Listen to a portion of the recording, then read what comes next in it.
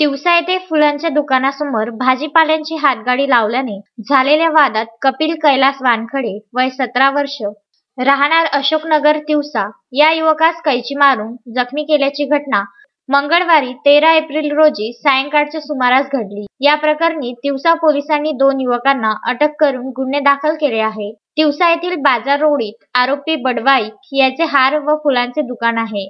आठवडी बाजाराच्या दिवशी मंगळवारी सायंकाळी 5:30 वाजताच्या सुमारास कपिल वानखडे याने त्याची भाजीपाल्याची हातगाडी फुलांच्या दुकानासमोर लावल्याने दोघांमध्ये शाब्दिक वाद झाला व याचे रूपांतर मारामारीत होऊन यात कपिल वानखडे यांच्या हातावर कैचीने वार करून त्यास जखमी केले।